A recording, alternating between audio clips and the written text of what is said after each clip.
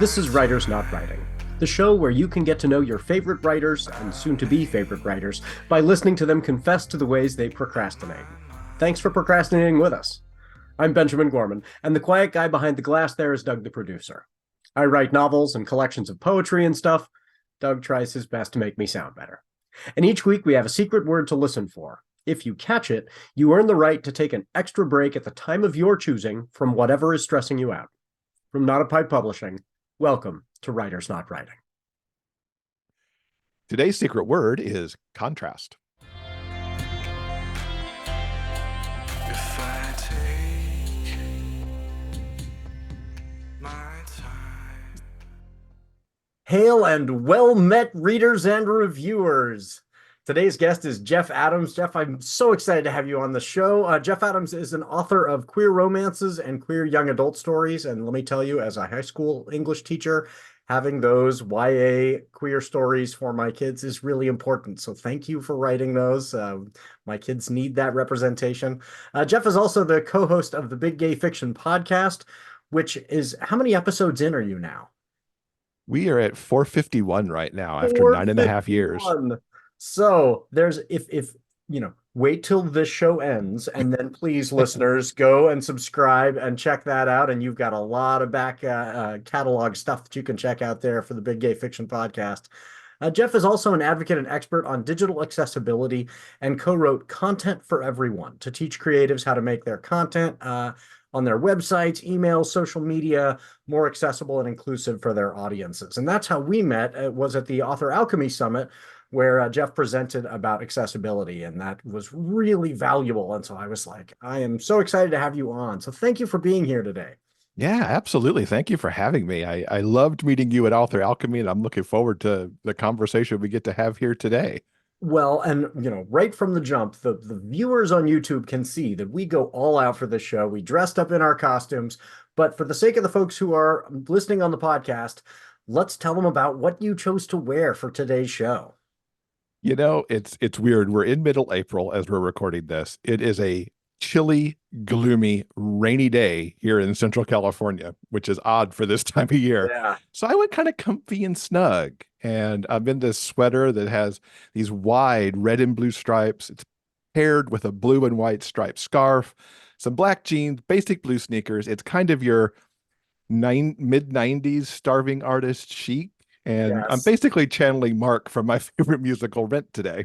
That is awesome. And so I, wanted to go with the favorite musical theme, but my favorite musical is Assassins by Stephen Sondheim. So Excellent choice. I like that one a lot. It's a really good show. So I'm dressed as John Wilkes Booth. So I've got this long coat and this vest, and I'm a little concerned about my search history. I just want anybody who is in the FBI, have somebody from the NSA forward this message to the FBI. It is just a costume. I don't really want to be John Wilkes Booth, but that show's a really good show. If folks have not listened to Assassins, go check it out. It is a really cool musical. So, Jeff, I've been so excited to have you on the show to get the word out about your book about accessibility. So how did your day job convert into Content for Everyone?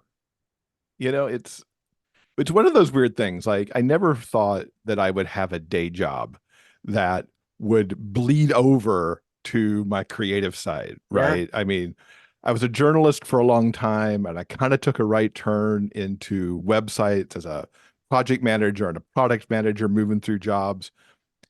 But I've been at my current company for about 12 years now, and about half of that time has been working in the space of digital accessibility, working with clients around the world to help them on their journey to accessibility, because, most of the sites that we visit every day are not designed and built for people who have visual disabilities, hearing disabilities, cognitive disabilities, motor disabilities. It's not built for them for the most part. It's built for people who can see well, who, tend to use a mouse or a trackpad or something. And the more I learned about it, and the more I became an expert in it, as I put my creative work out, my websites, proper transcripts for the podcast were important, and all of those things. looking around at my fellow creatives, I'm like, they're doing things in an inaccessible way, and they're doing it because they don't know. Right. I mean, that was my experience. When you were presenting, I was like, I never would have thought of that. And I felt very ableist. And I was like, I hadn't conceived of it. And so, some of the tips are not that tough. Like this is something that you can just go, oh yeah, it can be incremental. But what do I need to do today to make my website more accessible, to, make sure that I'm using the right kind of alt text in my social media. And so that I found that very, very helpful. Yeah, it's been really interesting as I've written the book and kind of gone out talking to creatives more about this, or even just writing about it on Facebook occasionally. Because sometimes I'll see something on Facebook, I'm like, ugh, or I'll get an email newsletter from somebody go, no, no, no, this is not good, and I'll go and like write something on Facebook. And one of the pieces of feedback that I got um, as I was putting some of this up was from a reader who is visually impaired, uses a screen reader. And one of the things that she said in her comment was essentially, I assume they don't want to reach people like me. Hmm. And for a while, I thought I was going to have, I was having kind of FOMO, that I was missing something. But then I realized there's a whole bunch of other books, other authors, and maybe they're putting content out that I can engage with. And it's like, that's such a missed opportunity if you're not taking some of these simple steps. Right, right. I mean, it's the subtle message that we're sending that we don't intend to send that can be really detrimental, or yeah, that's a good thing to be reminded of. Yeah. One of the tips that you gave that I found so valuable was just going through the website and thinking about contrast, Mhm. which I think about when I'm doing book covers. And I'm really good about, is this title and the author's name really clear even from a distance? But I hadn't been doing that same work with the website, and and looking at our mutual friend Jessie Kwok bravely volunteered her website, and most of hers was excellent, but there were some parts where the color she chose for the text and the color she chose for the background were too similar. Mhm. And so that was a good eye-opening, thing for me to go, oh yeah, I need to go back and double check, make sure.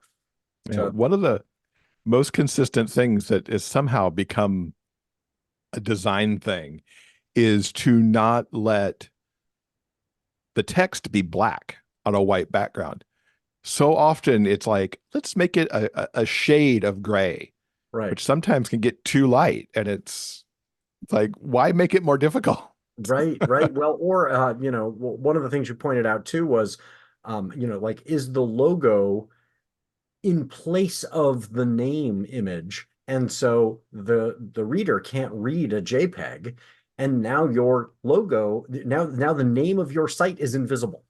And so that was, valuable for me, and I was relieved to go back and go, oh yeah, okay, underneath, even it can be in a smaller font because the font size won't matter, but here's the logo, and then here is the actual name of the company. The text needs to be there, and I was like, okay, this is a good thing to keep an eye out for in the future. Yeah. Or use just alt text on Yeah, that image too, because often that will be a link to go to the homepage. yeah. So, it could be, so and so company home Yeah. so Well, that and the if link is people clear. aren't thoughtful about that, it could be a link that's, one of those incredibly long links, and the reader is going to read that whole link before it gets to your content. And so Yeah. that was a eye-opening thing for me too. Gosh, I keep using these terms like eye-opening and invisible, which is not helpful, but you know what I mean? Like, how Yeah. do I make sure that this is comprehensible content for folks? And so that was really helpful. And how did you think about how to organize content for everyone so that people can use it as a resource and it's also readable? Was that a challenging part of the process? It definitely was. I mean, for me and my co-author, who is a friend and colleague with me at the day job, uh, we wrote a draft and we wrote it for better or worse. We wrote it in kind of the way that we talk to our clients. Hmm. Clients who have, these IT infrastructures and people who, can instruct people how to put things into content management systems and stuff. So there's an infrastructure of help there. So if we're talking on kind of a technical level, there's people who could also translate that a little bit. Yeah. Or they've been in it for so long, even our kind of technical speak works for them. Yeah. And I kept looking at this going, there's something not right here. And so then the ideal reader became my husband. Yeah. He's also a creative. He works his own website. Admittedly, I'm tech support, so I'm solving anything that he Right. can't. But if he could read the book and come away with, I could do this if, I didn't have tech support available. And that's when we knew, when he could read it and get it, that we had a book that then worked. Because creatives are, they use WordPress, they use MailChimp or MailerLite or whatever that is, and the social media platforms they're used to. They maybe know somebody who could help them out, but they're usually, businesses of one, or maybe there's a PA. I've just started recently doing work to educate the PAs who tend to work with authors about this material. And so it needed to be simple and approachable and not overwhelming. Yeah. Because Yeah. to be fair, I'm also not technical. I understand all the theory behind accessibility, and I can use my platforms, but I can't go build a website. That's not what I do. So, it already is a step down, because like we're not talking about all of digital accessibility in the book. We tell you just enough so you know that there's other stuff to the side, but we're focusing on the things you can do in these platforms, because there are some things, if WordPress doesn't do it for you, you're not going to be able to do it yourself. Exactly. I mean, those of us who are not coders are working through an intermediary layer Yeah. that makes it, user friendly. And so I appreciated, you sharing stuff that was appropriate for folks at my level. Through that intermediary, what are some tools that I can use that without knowing how to code my own site? So yeah, that it is very helpful, and I hope that listeners are understanding this. Like it's kind of exciting. You are folks listening can get the expertise of consultants they would have to pay a lot of money to hire personally for the cost of a book. So buy the book. I think this is a real gift to folks out there. Yeah, and it's really something that will eventually impact all of us, Mhm. unless we lead a very, let's call it, lucky life. Lucky, right? We're going to end up with some form of disability at some point. Even if we, as we age, that's the natural point that it happens, right? You and I are already wearing glasses. Right. So, we've already got visual disability going for us already. Yeah. And it's all of us who put content on the web, even if it's just posting to social, have a responsibility to make it as accessible as we can within the platforms that we use. And so certainly, even if there's, readers out there who aren't in a creative pursuit, you can still pick up the book and understand, oh, if I were to post on Facebook, maybe I want to think about, these 3-4 things that can make those posts work better. Yeah. To engage, whoever is reading them in my family, friends, depending on how far out in the world you share your posts. Right. Right. Well, and I always want to give a shout out to Kate Ristow. She is the executive director of the Willamette Writers, and we published, NotAPipePublishing has published 3 of her books. She's got, I think, 8 titles out there. Excellent writer. But one of the things she does that I just think is wonderful, and I'm trying to incorporate that, is she just writes the alt text into the post. And so the reader who is not using a device is being reminded, oh yeah, alt text, I should be doing that. And then her alt text is creative, it is interesting, it is funny. Often it's not, just the kind of, here, because a lot of, it's an image of her drinking coffee. Like the image itself is, and so she's adding, something with the accessibility feature, and in a very subtle way advocating. She's saying this is important, we should be including people. So And it's really great that she does that, because in particular with the meta platforms, Facebook and Instagram, If you don't write alt text in, they will generate it for you. Yeah. And it's never what you want it to be. Good. Yeah. And that's one thing I need to, work, just make a habit is, I'm going to create my own alt text because otherwise, yeah, some AI program that does not, is trying to read an image, is not going to put what I would want the reader to see. So, Yeah. um, so you've got a lot on your plate between the podcast, the day job, the book. What has been pulling you away from your writing in terms of pop culture lately? We are my husband and I both love TV and love movies. And so we have a constant list. We have this little whiteboard, little like tiny whiteboard. I'd say it's probably like maybe 8 by 12, like the Yep. size of a sheet of paper. Yep. Those are the That ones we we get for our have, classrooms for like math problems. Yeah. yeah, we've got it on our coffee table. So we can we're watching these things right now because it's not all on one platform. So it's not all in one Right. list, right? But we've been on this kind of binge since last year of classic nighttime soaps from the 80s. So we watched almost all 9 seasons of Falcon Oh my Crest. gosh. And I say almost because the 9th season was so bad. We Right. started fast forwarding through bits of it and skipping whole plot lines. Yeah. How well do they hold up? Like, do you find yourself watching them going, oh my gosh, I can't, this would not be made today. This is, or is it like, yeah, this is still soapy fun, even, 40 years later? You know, they are not bad. I mean, there's certainly things you can look back on and say, wow, that's really white. There's a Yeah. lot of Yeah. The white people here representation is not without a lot of diverse. representation going on. Yeah. Uh, a lot of the stories in Falcon Crest, especially the early ones, like maybe the first 5, 6 seasons, were like, that's not too bad, Yeah. really. And it held the 80s kind of story they were telling then too. And they weren't bad. I feel like to me, Dynasty held up a little bit better. We watched 8 of 9 seasons of that, and we skipped season 1 because before Joan Collins shows up, do you really care? Right. Right. Yes, of course.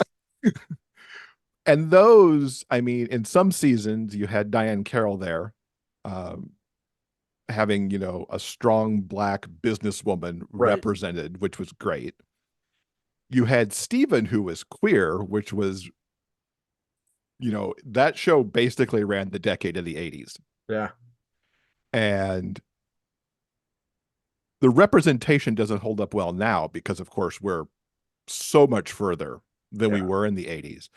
But through it, it felt representational of the 80s, where he's, Yeah. difficulty with his family. But by the end, because we also found the 2-part reunion movie online to watch, he and his father had some decent, had really, I'd say, pretty good closure and acceptance. And Stephen ended that in that reunion movie was living with a man who we knew from the previous run, even, which was great. And, basically got his HEA for the most part, I'd say, I see. I by the didn't reunion remember movie. that. That's really, I mean, that is remarkably progressive for the 80s. Yeah, for the great. 80s and that early 90s spot when the reunion happened. Yeah.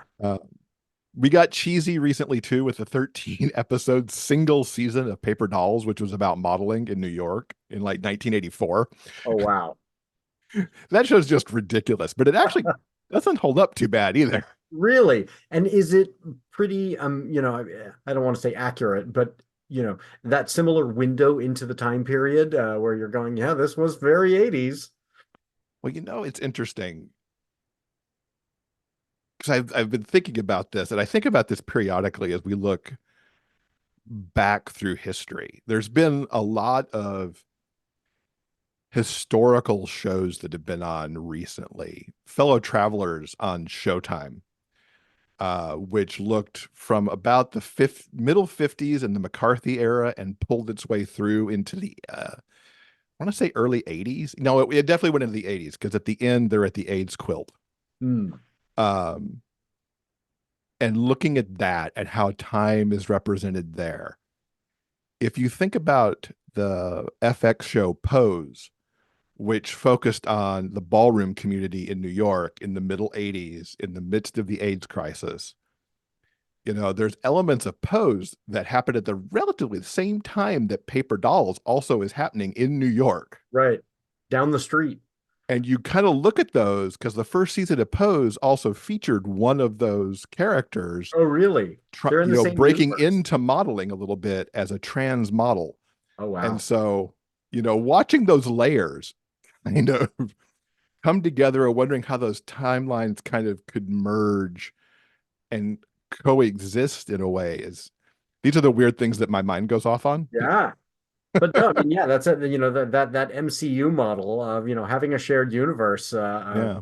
That is remarkable that it was so progressive that it was focusing on the trans character as the link. That's cool. I mean that's Pose, which was what they were about. So Yeah. there's none of that in Paper Dolls, of course, but you can imagine some MCU worlds where these Yeah. models might know each other, maybe. Right. I don't know. And I read recently too a biography of the artist Keith Haring. I don't know Keith Haring. You would definitely recognize his work, like The Radiant Baby and things like that. Like, trust me, if you Googled him, you're like, oh, I know that. I'll find it and put it in the show notes. Major artist of the 80s, a contemporary of like Warhol and Basquiat and people like that. And reading his biography through the 80s, because he died very young at like age 31 in like 1991, I think. And seeing his New York world, right, and then how it all slots in over these other shows we've been watching, it's all very like interesting to see how the representation of the time at the time, like all these soaps, representation a little later that you get with Pose, and then a really big look back through things like the biography and even that show Fellow Travelers. Yeah, that's fun. And so just the watching must have been a lot of fun too. That's a lot of hours of going through. It is a lot of hours because both of those like those two big soaps had like 200 plus episodes. Mm-hmm. And it's interesting watching, like, back in the day, especially in like the middle 80s, I think VCRs only sort of got around, right, to being more popular in those middle 80s time frames. Yeah. But basically that was appointment television. You didn't binge like you do now. Yeah. And so today we could look at that and go, wow, that they dropped that plot line from like 3 seasons ago, because we've only watched it maybe 2 months ago as opposed to like 3 years ago. Right. Well, and there weren't the online communities discussing it in the same way. So there's somebody who's going, I have to keep track of my stories. Like, like that was, and people were talking, and sure, yes, there were, magazines at your supermarket, but it was a very different way of interacting with media that I don't think we can even convey to, even my son's generation. Like, no, you had to wait a week. you had to wait a week 3 weeks ago. And you might really forget. Yeah. If they wanted you to, right? Something that happened 3 years ago, and if they revise history, you might not remember it. But when you're watching it all in one chunk, it's harder to revise history accurately. Yeah, that's true. Now I think about those shows where they changed the actor for a particular role, and that was a lot more bearable because we hadn't seen that person in, months and months anyway, and now somebody else showed up and played that role, and we kind of went, okay. And now, if you were binging a show and somebody changed week to week, you'd go, wait, what is going on? Well, and that happened on Dynasty. The original actor who played Steven left. They blew him up so he could have facial reconstruction, and then he came back as somebody else. They wrote it in. But the weird thing was, in the reunion movie, he was back to the original actor. Oh. Because the newer actor wasn't available. So he healed. He recovered magic, right? from his explosion. That's too funny. And did they even touch on it in the reunion, or did they just go, pay no attention to the fact that his face has changed back? Yeah. And there was another actor who wasn't available for the reunion who was just flat recast. Yeah. And at least if you were a vintage Dynasty fan, you're like, oh, look, they brought him back. Cool. Yeah. Yeah. And that's great. So what about in the news? What has been pulling you away from your attention this last week in terms of the news media? I think it has to be Monday's eclipse. Yeah. I mean, the fact that something could bring so many people together, especially if you were lucky enough to be over on the East Coast where you had the path of totality, Yeah. uh, to witness an event and to come together over something that wasn't a drama. Right. You know, it wasn't something going wrong in the world. It wasn't something that could potentially, be politicized or anything. It was a natural phenomenon that a bunch of people got to go, wow, this is very cool. Yeah. Share it with kids, share it with family. And from the West Coast, I just had to watch that online. But for me, it was also like there's a lot of really nice stuff that I'm seeing online in my feed today, where normally I'm not online as much as I might used to be because I just don't want to see all the drama. But the pictures and people talking about the songs they were listening to, making Eclipse playlists, it was really lovely that we could all go, that's just Yeah. really nice, Yeah, yeah. and I saw some video that people took where, the entire crowd starts cheering, and you're going, these are people who normally would not necessarily even be in the same space, and they are all yeah, cheering this natural phenomenon together. So that was really cool to see. I was, jealous. We had a wonderful view here I live in Independence, and so we were exactly in the path of the last one nice. and made a big deal of it here in our town. And now we're going, oh, okay. My sibling lives in uh, Cleveland, and my nieces and everybody, they're all in Cleveland, Ohio, which was absolutely in the path.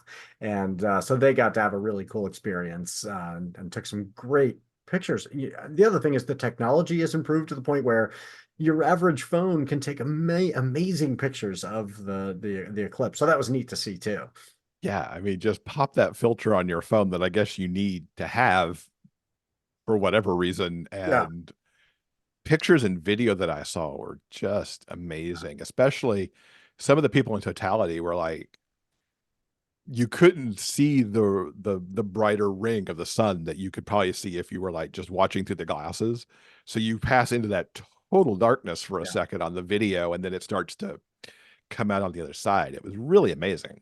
Well, and those crescents that are formed by, a nearby tree or whatever, and some of those were really cool. Some of those reflections, and so yeah, it was fun to get to see some of the ways different people, some people were, recording because they wanted to hear the birds go quiet, and so there are some of those elements that are, the phones can capture now, which is pretty cool.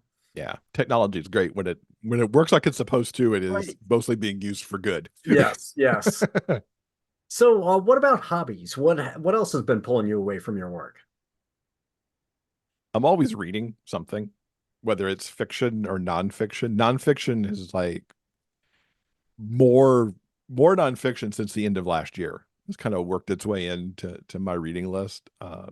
My husband is a big nonfiction reader, and so it'll be like, you should read this and this and this. Yeah. So I have a whole sub list now of like nonfiction along my fiction. I've split my reading lists.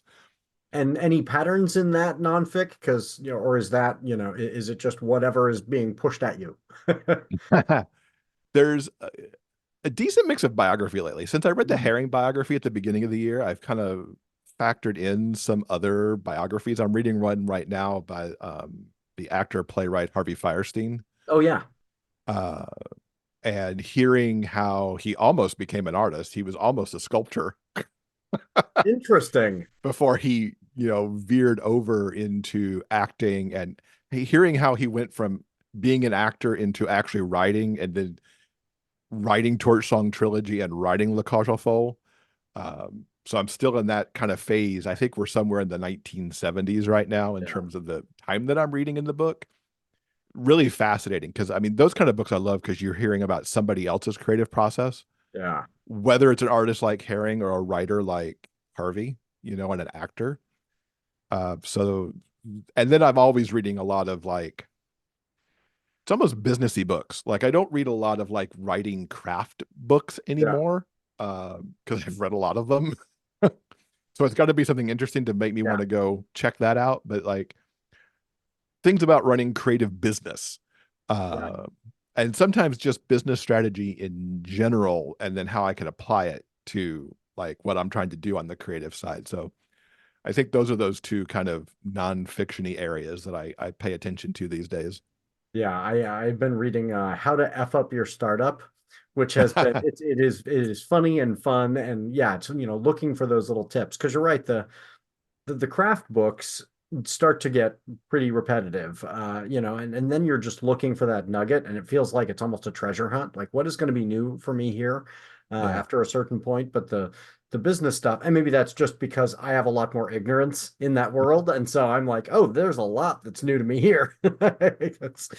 But this one's it's got a really funny tone to it, I'll have to like, hey, put that you're one on you're my going to ruin your list. business in the following ways. Oh, good to know. And I build Lego fairly often, I guess. I got to find the right build to do. And then if I'm going to build it, I've got to have a place to put it Yeah, because I can't bear to take them apart. Because then what am I going to do with it? right.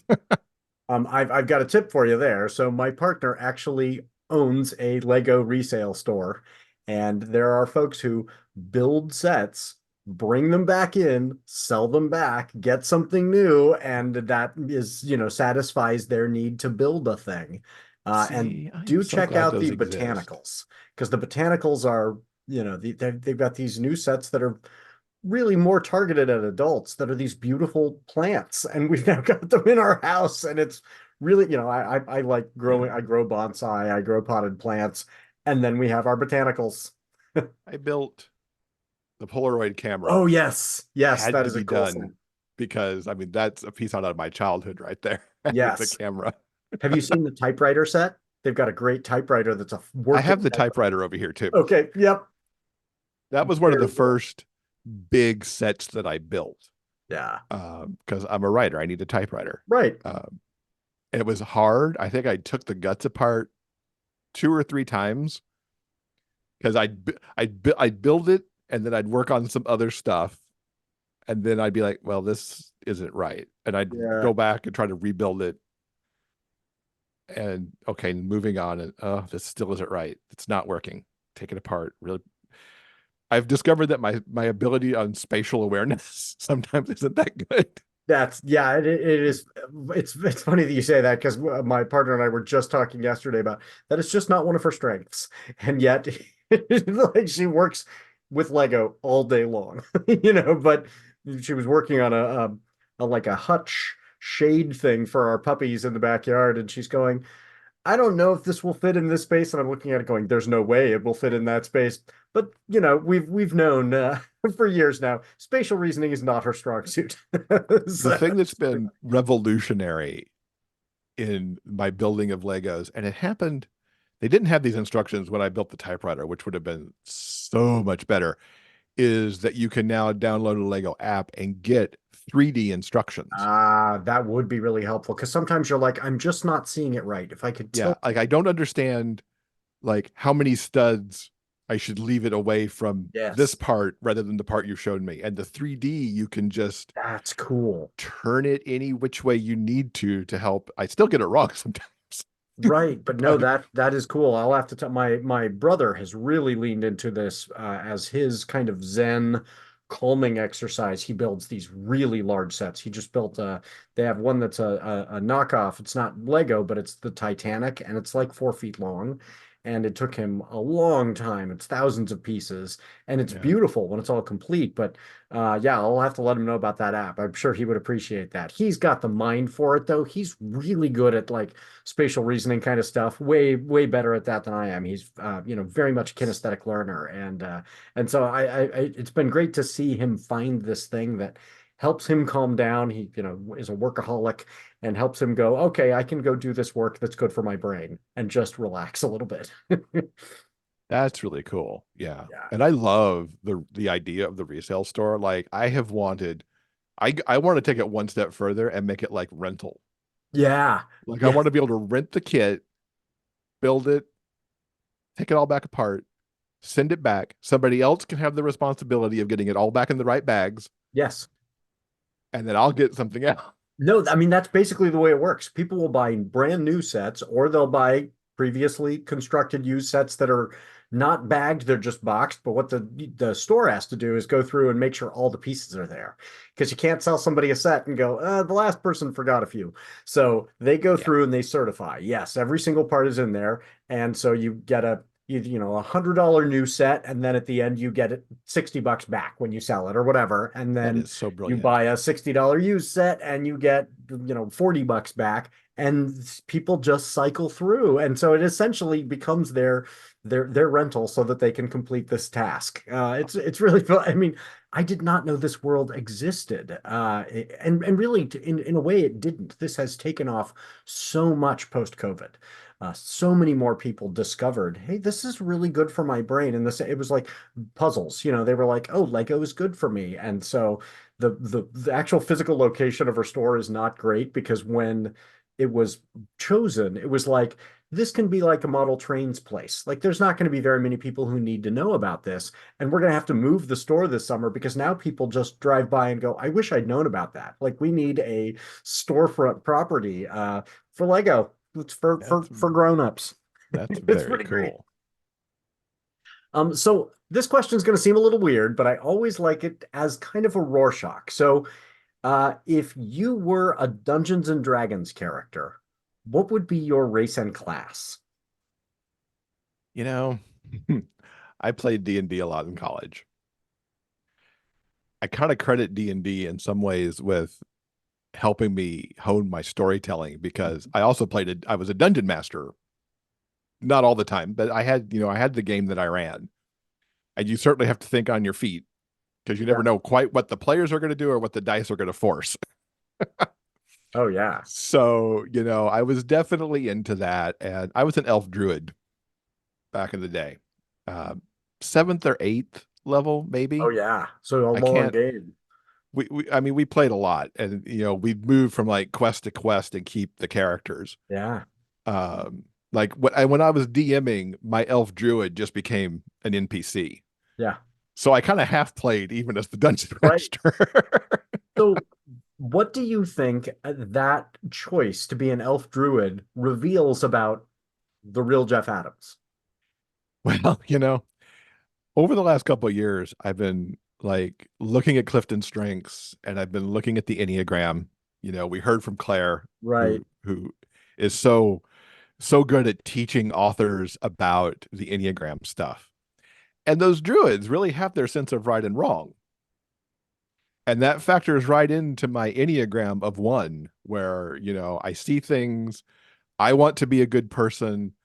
I see things as like, this is good, this is bad, if I'm not really like keeping myself in check. So I think even back then, my choice of druid said a lot. Yeah, right?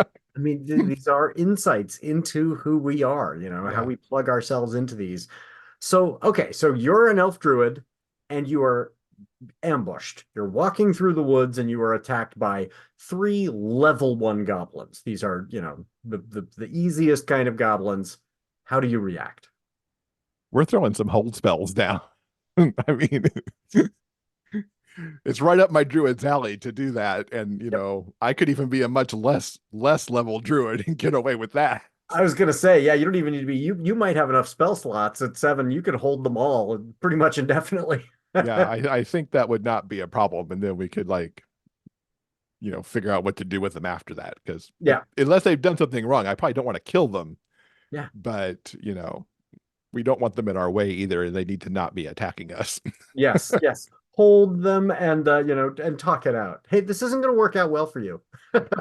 Talk it out or just leave them there. And Yeah, eventually that's the spell true. will wear off. You could And just then we'll be leave. moved on. Yes. Excellent. Okay, well, we're going to go to our ad break, and when we come back, I'm going to ask you what you've been daydreaming about lately. Special announcement time. NotAPipePublishing has always been committed to helping authors and readers find one another. Well, the show, which is all about helping readers get to know writers, just hit a milestone: 10,000 views on YouTube. So to celebrate, instead of charging authors to advertise their books on the show, I'm going to run your ads for free throughout 2024.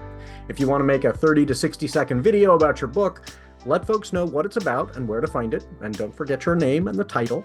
I'll run one or two of those in our ad spot each week. Just send an MP4 file to the NotAPipe email address in the show notes.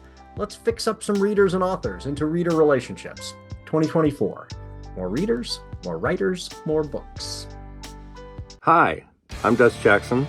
I'm here to tell you about my book, Chronicles of Dawn, Book 1, Weapon of God. This is a series, a trilogy right now. See where it goes from there.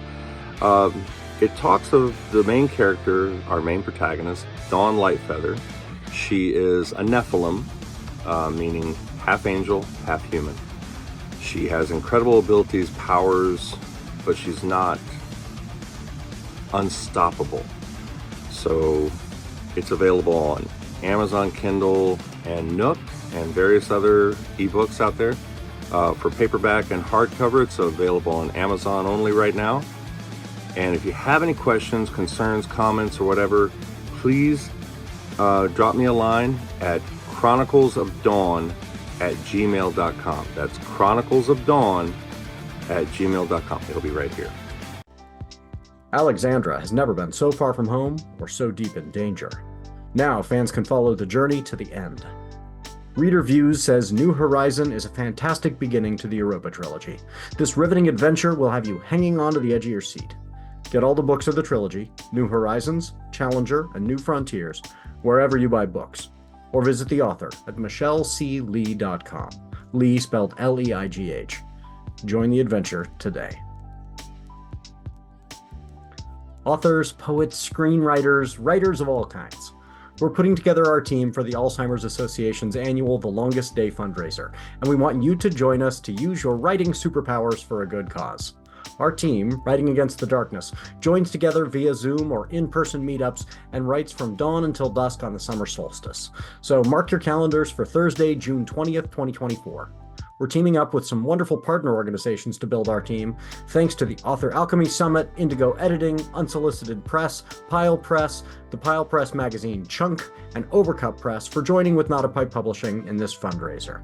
There are links to all of those partners in the show notes. If you want to get to network with writers from these great partners, get a whole lot of writing done, and raise funds for Alzheimer's research and care for families suffering from this disease, click on the link in the show notes and join the team. You're going to be writing anyway. Why not write even more and do some extra good for the world? See you there. Welcome back, everyone. So, Jeff, when you've been procrastinating lately, what have you been daydreaming about?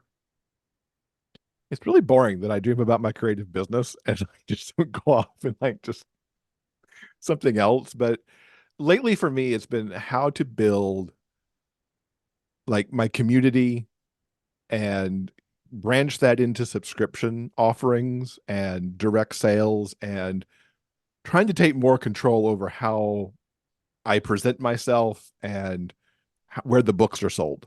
Yeah. I'm not a fan of social media. I'm on there a little bit, mostly to get the show promoted and interact with my friends and stuff who are on Facebook actively. And so I look at things like I love Ream, the rise of Ream over the last couple of years. They're getting ready to celebrate their second anniversary next month, actually. And having this place that's designed for fiction and for authors. Patreon does a lot, but its ecosphere isn't for authors. Right. Its ecosphere was built for other creatives, and authors kind of made it bend to their will a little bit. Right. Ream built by authors has a lot more feature there. And so I started a Ream community in January, and I'm feeding a current work in progress that'll publish later this year into it. And so it really becomes kind of like, in a perfect world, if I make it all work, right? It's the first place work is seen. Yeah. And then it can kind of go, from there. And so these are the things that, I think about a lot these days is building community, because I don't want a Facebook group. And even if I liked Facebook, there's so much distraction in the world of Facebook. I'd rather have you in a place where it's about reading. It's about interacting with me and then maybe other of your favorite authors who are also in there, where we can share with, across but not like, look at this, look at this, look at this, thing. How does Kickstarter maybe fit into my future somewhere? I have direct sales already. What does that look like? And how does that all add up as I start to, move towards what will be my first larger fiction release since maybe 2020. Oh, that's exciting. Yeah. And so are you getting some feedback? So the plan is to dribble it out first and get some feedback starting when? What are you thinking planning wise for that? I've been dribbling content now since middle January. Okay, good. And are you getting some valuable I'm interaction? getting some feedback. Good. It's early days. You can't just magically snap your fingers and have all these people doing all these things, right? But I have a tiny number of actual subscribers. I have obviously more free followers than I have subscribers. But I'm getting a little bit of feedback. People are reading the story, which is great. And then, it's just kind of, continuing to grow that along. Yeah. I already know the next 2, maybe 3 books that I want to start and, run through this process, and we'll just continue to see how the slow burn goes. Right. Well, without spoiling, what's the premise of the first one and maybe the trilogy? So what I'm writing actually connects to a loose series, because it doesn't follow the way you would typically write a romance trilogy or a long running romance series, because it just didn't work out that way. So 2017, 2018, maybe 2018, my husband and I co-wrote The Hockey Player's Heart, which was it's a second chance romance between a pro hockey player and a guy who's now a school teacher, but they knew each other in high school, and the teacher was actually tutoring the hockey player to help him keep his grades up. Years later, they have their second chance, get their I'm HES. glad it's years later. Years later. Yes. Like, they're both well established in their careers. The teacher's been away for a while, has moved back home. The hockey player's back home to recover from an injury. So they're like they're now late 20s, early 30s. Yeah. And it's time for them to find love, right? Yeah. And is the plan for the others to be, in the same universe but not the same characters? Is that the way? The same universe. And so you see Caleb from The Hockey Player's Heart often. Like, there's a spin-off story that happens. The way you're supposed to do it is your big featured character from one novel becomes the lead in the second book. Yeah. We couldn't resolve the second book as co-authors. So that just kind of sits there, but I keep building off the universe. And so, like, Caleb or other team members keep showing up in these other books. Oh, that's cool. Yeah, that's a good way. The team thing provides a nice, how do these people know each other? They were all on the same team. And there's been some shorts since that book that expand the universe out a little bit. Yeah. So what I'm putting out on Ream right now currently has no title, because I haven't figured that out. Which is, this is an open invitation to folks who are interested. Read it. Right? You could be the person who contributes the title. There's an opportunity. Which would be great, because I hate figuring out titles almost as much as I hate writing some, synopses and descriptions. Yes. So this book is about this relatively new player to the New York team, which is the team that Caleb is the captain of. He loves theater. He loves dance. As the book opens, he's going to a show because he needs to see this show before he leaves the next day on, like a road trip to play. And he's reading the program, and in the program, he sees this guy who he grew up with. Like, they were like grade school best friends, and Dixon did hockey and Oscar did dance and ballet, and they formed this friendship. And then one summer, because they always went to their respective camps over summer, one summer Oscar didn't come back because his family moved him to go to school somewhere else. And as kids do, they just lose touch. Right. And as adults, they're like, I wonder what's happening, and then never takes an action to Yeah. sort it out, right? So he's like, oh my God, I know him. And so, he goes backstage afterwards and they end up and go out and chat. But from there, like they start this trajectory of, they'll have their HEA on the other side of that. Yeah. Yeah. Oh, that's great. So, were you a hockey player yourself? What, I remember hearing just in the last couple of years, a lot of folks in kind of the romance community on Twitter going, there should be a lot more hockey content, which was it. I was like, why hockey? But, was that something that was in your background? I grew up in Michigan, Yeah. so hockey Born in was Michigan. Yep. always a thing. Like we lived in Flint. There was a couple times when I was like 5-ish, 6-ish, maybe, that we would go to Detroit. Like Yeah. I remember 2 distinct trips to Detroit to watch the Red Wings. And from there, I was hooked. Yeah.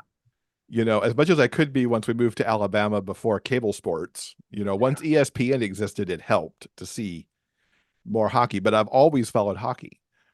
And I had a stint when I lived in New York where I actually went to classes. I was in my middle 30s and I went and I learned how to ice skate, which I never learned in Michigan because I was asthmatic and the cold was bad for me. Yeah. And I learned how to play. And then I spent about 10 years playing adult league in the city as part of the New York City Gay Hockey Association.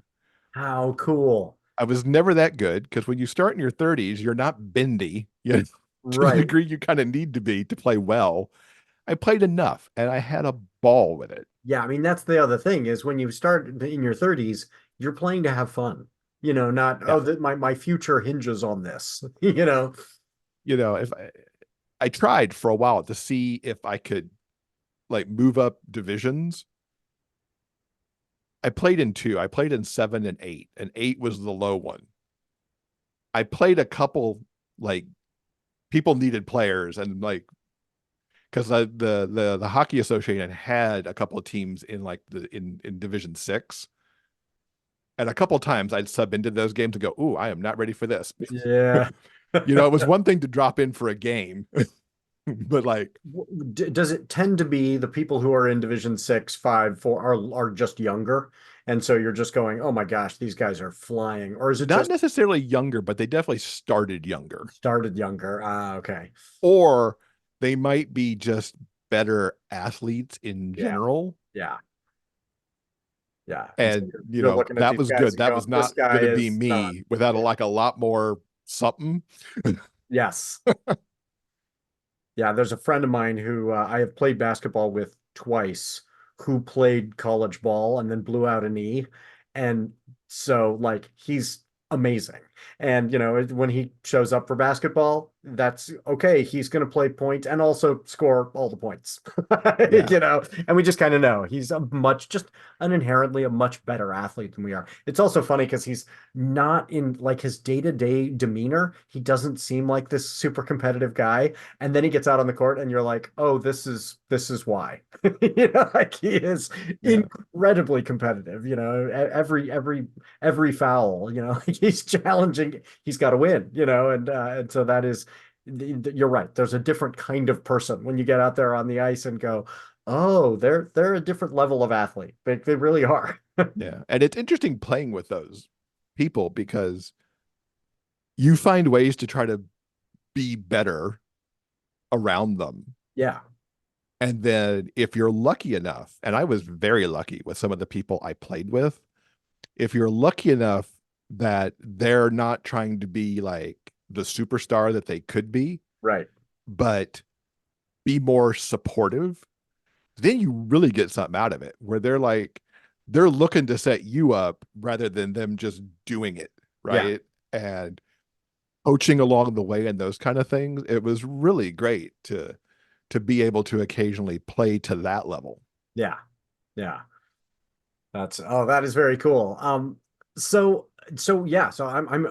need to learn more about Ream because this is not something I have checked out. And so I will be, because I've been thinking about Kickstarter, not just for my work, but for the company. How can we Mhm. use this for promoting our various folks? But I'll do some research into Ream because that has, is the one of the things I am learning is the kind of follower count means something different on each platform in terms of the actual engagement. And so a much smaller count can be a lot more engagement on this platform than it was on this, on Twitter, where yeah, there's lots of people who clicked follow, but they're not reacting. There's no engagement. It's pretty passive in a lot of cases.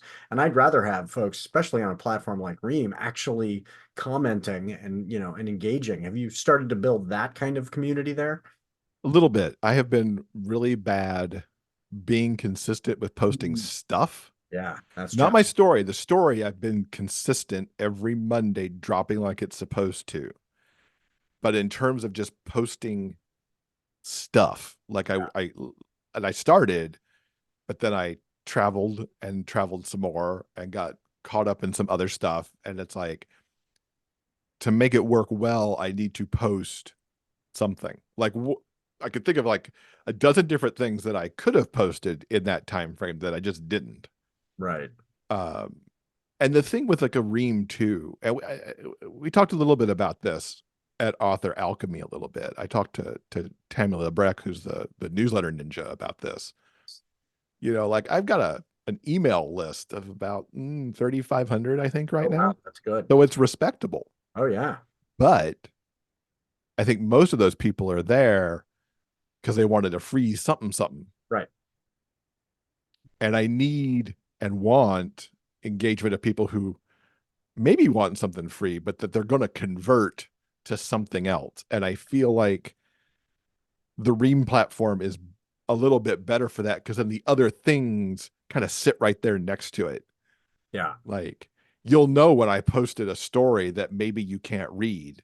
And a couple of the early chapters are open to you as just a follower because that's where, the pump starts. And can I get you to convert into, wanting to read beyond yeah. because you've read those first couple of chapters? Does Ream allow members of the community to interact with one another?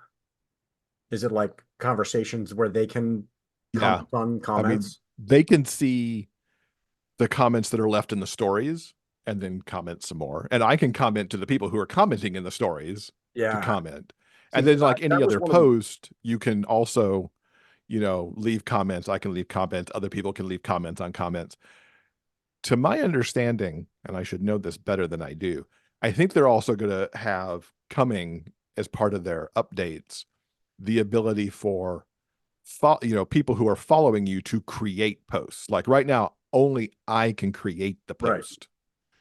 And I think in their roadmap, if I'm not mistaken, there's going to be where people can create their own posts to Yeah. start having engagement as well. And I think there probably will be settings about are you as the author going to allow that or not, and some Right. other stuff. Right. But But I was persuaded by Tammy at the Author Alchemy Summit that we need to get to the point where we're creating a community that we don't have to manage everything. That yeah, eventually the community starts communicating with one another, yeah, and that would be kind of the dream. Is this is a group of people who have come together, and maybe I pulled them together, but now they don't need me anymore. And they can be having those conversations. And if they're still interacting with the work, that's wonderful. But they're coming back for something other than my content. And so yeah, I would love to, be able to facilitate that in some way for folks to, be engaging with one another. And then I think that would feel really rewarding. Like, hey, this is this group of people where they've made friends. They're genuinely interacting with one another through this. That would be really wonderful. yeah. Check them out. It's reamstories.com. Yeah. And then like their big like bunch of information for authors is at subscriptions for authors. I think it's subscriptionsforauthors.com. There's also a big Facebook group, Okay. one of the best Facebook groups that I'm a part of. So the thing that keeps me coming back to Facebook is Yeah. that like I need to see what's being happening in that group because it's very much an ecosphere of figuring out what works, what doesn't. And it's not just in that group. It's not just people who are on Ream, but they might be on Patreon or they might be having, running a subscription off of their own website or something else, so you get this bigger picture of subscriptions too. Yeah, what is that group called? I need to get Subscriptions for authors. subscriptions for authors on Facebook. Okay, I will certainly add that. So, what I wanted to ask you about just kind of announcements. What's going on that you want readers to know about right now? It's 2024. It's an election year, and it's yet another important one. So, get yourself educated on the issues, following sources who are giving accurate, factual information. And sometimes that's hard to figure out if it's accurate and factual or not. But above all, make sure you're out there, using your right to vote. Yes. Vote in the primaries, vote in your local elections, vote in the national election. Don't miss the opportunity to speak your voice. Yeah. Yeah. And if I can put a finger on the scale for anybody, think about outcomes. Like, I think there's going to be a lot of very superficial kind of, this person is, whatever, right? But if you can get beyond horse race, if you can get beyond, those kinds of things and think about what is going to happen as a consequence of my vote. I think that will take away some of the impetus to go, I'm overwhelmed and I'm fed up and I'm gonna, not vote or vote third party or whatever. What are the consequences of that really? And I hope that people think through, who's gonna suffer because of your choices? Because somebody is. And maybe that's the millionaire who will not get a $50,000 tax cut, and they're going to take a hit. And maybe that's one you live with, because otherwise the people who are going to take a hit are people who are really historically marginalized. So yeah, I totally agree. Think carefully and use your power. Yeah. And not just the consequence of your vote, but the consequence of not voting too. Yes. And Sitting even out is not really a good option. well, and this election may be so close. My brother and I were talking about this recently, that the things that you post about may have effects that you weren't thinking about. So if you're saying, I'm really frustrated with this person that I'm still going to vote for, but you're voicing that frustration, are you feeding, somebody else who's going to, who lives in maybe a state that where it matters more, and they're saying, I am persuaded that nothing matters, and I'm not going to vote in Wisconsin or Nevada or Arizona. And so we need to be really thoughtful about, our kind of compulsion to gripe and to say, no, I do recognize this is important and I will be voting. Like that could matter this time. Exactly. So I'd love your idea for a poll question. So I am bad. Historically I often forget to post the poll question, but if you had a question to post for the world, what would be your poll question? Well, we're both dressed as musical theater today. So here's one that'll be interesting for folks. Musicals or plays? Well, and the reason I wanted to ask you about this is there is this term that is often tossed around that the antithesis of a musical is straight theater. And it is a wildly inaccurate term for a play, because that's not who is engaged a lot of the time in creating that play and not what is happening on the stage. So what is the preferred term for a play that is not a musical? I just call it a play. Abandon this term, straight theater? I don't know where the term straight play came from. I mean, it's existed seemingly forever. Yes, and I'm sure it predates even the idea of straight as opposed to gay. So it's not like that was a determinant, but it cracks me up that like somebody who was not involved in theater is still perpetuating this term. So folks out there, you can still vote for plays, and you're not voting for straight plays, because that is a misnomer. Because I always just call it plays. It's either a musical or it's a play. It's a play. Okay, so yes, I will post that one, because that I would be interested. And are you of the opinion that reveals anything in particular about the group of people who are musical people versus play people? I mean, that's a good question, right? Because at the core is like, are you okay with people bursting into song Yes. as part of the storytelling experience? Or, one step beyond that, are you fine if the entire storytelling experience is in fact sung, Yeah. as some things are? I am actually more comfortable with that, with opera in that way, an operetta where they sing the entire thing, than where they go in and out. And I'm going, what, actually, I shouldn't say that anymore. This used to be my frustration with musicals. And really, and it's funny that I mentioned Assassins. Assassins was the one that kind of changed my mind about that, about musicals, and got me reinvigorated in musical theater, because before Assassins, I was frustrated by that very thing. I'd go, I'm struggling with the realism. These characters just burst into song. Why are they doing that in this point in the story? And then Assassins, I was like, okay, now I can respect that this makes sense, and it got me back into shows even that predated Assassins. Like, oh, okay, Les Mis is a phenomenal work of art, but there's very little speaking, and the speaking is that kind of half sung, you know, Yeah. there's a term for that. What is that called? Where it's Oh, I singing, don't know. sort of. Yeah. I don't know what that's called, but you're Yeah. right. There's a Well, term for that. that sing Uh, speaking. But now I can really respect and enjoy a musical. I had to grow up a little bit and yeah. And get I've over always myself. been like, musicals have always been a thing. Yeah. Like, I remember, gosh, this was before we moved to Alabama. So it was before I was 10. That's probably more like 5 or 6. And seeing The Sound of Music on a big screen. Yeah. It's like, wow, that's a thing. And then one of the first live theater things I can remember is The Sound of Music as a community theater show, Mm. which was also brilliant. Our neighbor was Maria in that show. Yeah. Which is neat too, when you have that connection. I am a fan of, a proponent of community theater for exactly that reason. Even if you're not seeing Broadway, you are seeing somebody and you are having a communal experience. And Yeah. so, yes, live I theater, mean, people, please. my husband and I met because we did theater. Oh, really? Oh, Like, that's cool. we had a stint. I had a stint where I actually like stage managed a little bit. I acted in a couple shows. I was in a musical, but the only character who never sung, Mm. because I don't sing. Nobody needs that. But you Uh, do have a great, bass voice, but not a singing voice.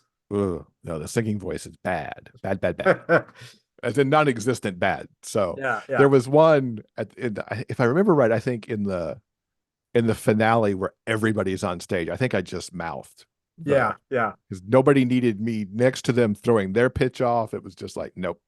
I, I'll I, just I, my experience acting is, I love acting, and I cannot memorize lines to save my life. I'm so bad that I had a director at one point in college say, "I love having you in my classes to discuss theater. I will never cast you in anything again." I'm terrible at memorizing.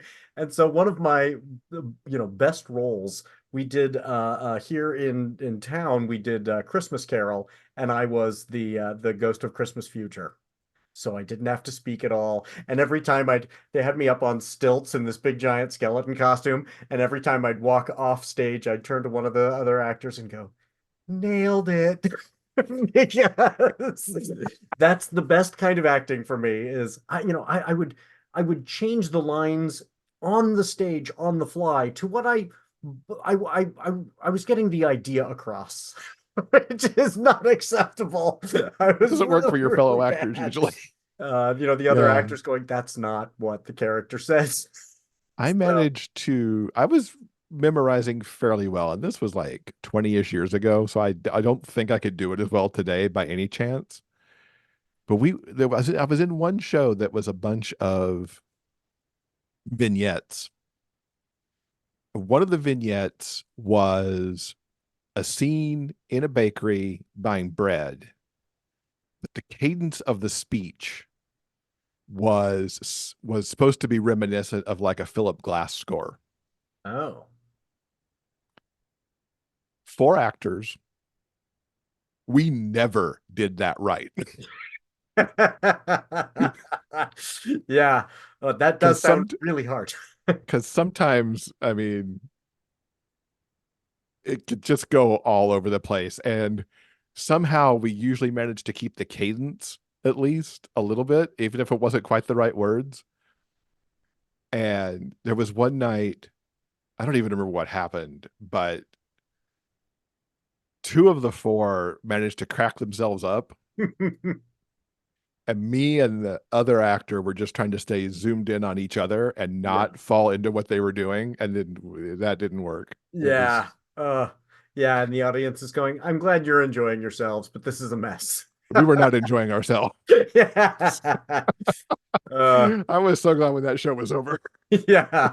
That sounds really hard. And that's the kind of thing where you're going, even the writer, are you just showing off? Like, is this what the audience needs? Or is this just so hard? Like, I am writing this to see which actors can pull it off. Well, I've seen on YouTube over time, I've seen when it's done right, Yeah. it's freaking brilliant. And the whole thing was just different ways to tell stories. So, and it was an accomplished playwright. I want to say it's David Ives, but I could be very wrong about that too. So if I'm wrong, I apologize. Yeah. And all the vignettes were really clever and told good stories and stuff. And I wish we could have done that more justice. I think we got it the point across most nights. But then there's other ones where it's like, I am sorry you had to see that. Yeah. But I mean, also good for you for pushing yourselves and doing a show that's hard. I think a lot of folks go, we're going to do this thing that we know we can crush it every night because it's actually pretty easy. And in the arts, we should push ourselves to do the thing that's really tough for us. Like that's where you grow. So, Yeah, I it's love like playing in the sixth division. Like, yeah. you do the thing that's harder. So I love it when theater tries to do something different. Yeah. And even when it's just taking a look at work that's been around. Like a few years ago, Deaf West Theater staged Spring Awakening on Broadway. And I love that show. But doing it with what they did with the deaf actors and how that whole thing played out, moved that show to like a next level of what it was. Yeah, I am spoiled to get to live in Oregon because we've got Ashland. Have you ever come up to see anything in Ashland, Oregon? Yeah, I've seen a couple things in Ashland. They do amazing stuff, and they did a version of Hamlet that was an 80s rock and roll show. Oh, cool. It was so cool, and quite a few of the characters, I'm trying to think how many, were deaf. And so they were signing in the show. And then the other characters would respond to them in Shakespeare's language in such a way that it was clear what the deaf character was signing. Didn't need a translator, and that was really cool too. So yeah, I mean they do some really high level stuff, and if I remember correctly, they even mixed in some folks who were speaking other languages too.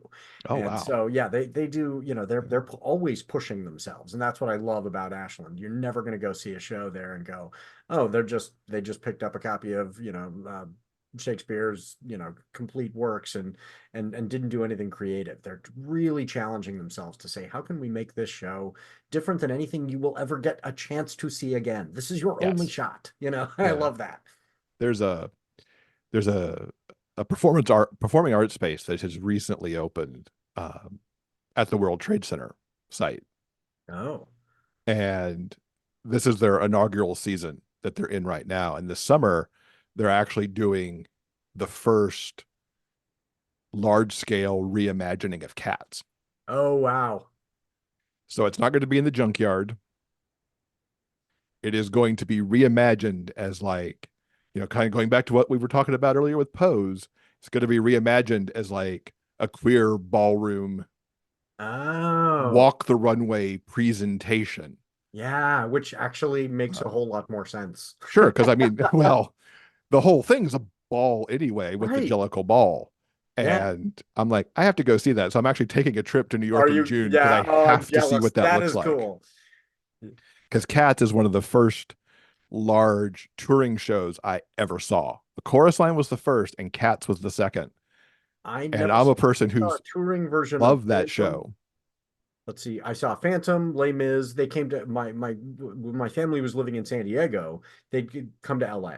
And I Yeah. mean, of course, they'd come to San Diego later, but the next stop after, after Broadway was LA. And my dad actually teaches classes on musical theater. Like the guy Oh, knows nice. his musical theater backwards and forwards. And he'd go, this is one we have to go see. And there were some like Phantom where it's the special effects that sell the show. Like the music's good too, but you want to see all the, the giant stuff. That's a special effects kind of piece. And that was a really cool one. And then the huge cast in Les Mis on the rotating stage. That was the first time I'd seen that many people on a rotating stage doing really cool stuff. And yeah, so folks listening, if you get a chance to see live theater, in that way, it is an experience that you will carry with you for the rest of your life. Please go see live, support your local live theater, Yes. and if you get a chance to travel like Jeff, oh my gosh, how cool is that going to be? Like, I can't wait. yeah. Oh, that's great. Um, so where can folks find you right now? What are the contacts for you online? So if you want to try to find me on social, look for me on Facebook or Instagram. Over there, I'm writer Jeff Adams on both of those platforms. So you can certainly ping me there. If you ping me there, I'll say something, but you might run into something I post. Yeah. If you want to check out what's going on Ream, where I'm going to do my darndest to post more, but there's certainly, work in progress story there too. That's reamstories.com/Jeff Adams. Yeah. And of Well, course, like me, and you're hearing about Reams for the first time, I'm going to go over there because I want to see how it's done. So, like, that's good for all of our creatives who are on here to go. Oh yeah, we should go check that out. yeah, if you're curious about Ream also as a creator, we did at the beginning of this year on Big Gay Fiction, we did 3 episodes devoted to subscriptions. Oh, Because it's fairly new, especially to the queer romance audience. The idea of, subscribing to your favorite author is really something that's only come into being in like the last maybe 6 to 9 months, sort of. yeah. So if you track back to our episodes from earlier this year, it'd be 444, 45, and 46. We had the CEO of Ream on to Oh, talk how about cool. Ream specifically, especially since it's so new in the world. Yeah. People know Patreon for a variety of reasons, but Ream very new. And then in 446, actually it's 445, 46, and 47. In 446 and 47, we had authors on, one who's on Patreon, one who's on Ream, and one who's doing the subscription on their own site. Yeah. Just to give some different ideas of, what the platform does, what it means, what's there for readers, all that stuff. So that could be a resource for people who really want to dig more into what that means. Yeah, I will absolutely check that out. One of the things I'm looking for is because, as we've been contemplating this for the company as well, is, certain things like Kickstarter and maybe Reams as well, kind of advertise to an audience that is broader. Like folks have already come there and they can move then from, Substack had that too, where it was saying, oh yeah, here's some others you should check out, and so you can get beyond your own pool, and that really Yeah. appeals to me. So Yeah. Ream has a nice, they've put like essentially phase 1 of their discovery engine in. So like, oh, I want to find romance. Okay, well, here's right, romance. I want to find romance with these pairings. Here's that. I want to find romance with these tropes. Here's that. yeah, So you're not just, and Patreon has none of that. You kind of got to know yeah. the author or person you're kind of going there to find. Well, and you're right. It's really more designed for, you're a visual artist or you're a musician, although musicians often have their own. And so, yeah, but Patreon is not locked in on for writers in that way. And that Yeah. is one of the things I've enjoyed about both Threads and Blue Sky is there are writing communities that are really forming that are writing communities. And so, whereas the Twitter X thing is everything, and it's all smashed together. Yeah. And so the idea of finding readers on Reams, that appeals. I should check that out. And So who else should I be considering having on this show? Who's an author you would recommend? I think Robin Knight would have a ball with these questions that you ask, and then getting into like the writing journey that he's had. he wrote the Fathoms 5 adventure series, which is one of my very favorite things ever. Like, he's one of those authors that when the series ended after the 7 books, he put out a special hardback series, and I'm like, yep, buying that. Yeah. Which, yeah, that says a lot. I totally understand what you mean, where you're like, this has become a part of me, and I want to own the compendium. I want I the did not pretty know his thing. work. I just looked it up when you recommended him, but oh my gosh, what a I mean, the guy writes like he's got a lot of range. He's Yeah. got romance, he's got adventure, he's gonna got what he calls drama, which is, I like that term drama because often in our world we call certain things literary, which is not helpful. It just means some people like it. Drama is a much better term for it. So yeah, that would be that. It sounds like he would be really fun to. I would just love to hear why he went with drama as a term for his that subgenre. And he was a publisher for a while. Oh, He really? he he and a couple other folks gave a go at being a small press for queer romance. Um, it lived for a while, and then they knew when it was time also to Right. get out. Yeah. Well, and also it's all in the timing. Like, Yeah. the very same company could start now and have a very different experience. I Yes. feel like queer romance is exploding, which is wonderful. Like I am glad, but it means the people who did a lot of the groundwork to build the foundation didn't, reap the rewards because now it's flourishing. But I'm glad that, it's that 20 to 20K thing. Like, I'm glad he's got all those books from all that time. Because yeah, so that he's somebody I'll reach out to for sure. Cool. Well, there's some folks I need to thank before we get to our advice for our listeners for the next week. Thanks to the artist Max Oakland, who reached out and provided one of his songs for our intro song, I Prefer the Dusk. Let Max know you like it by following him on Twitter at Max Oakland with 3 Ds. And thanks to Halizna CCO for their song Kids for the ad break. If you're in a band or you'd like your song used on the show, I'd love to highlight a listener's work like Max's song, so email me about that. Thanks to Doug, the producer, for making this show sound good and taking the blame when it doesn't. And I cannot forget to mention, Writers Not Writing is a production of NotAPipe Publishing. So please go to NotAPipePublishing.com. Check out the amazing books written by writers who didn't procrastinate too much.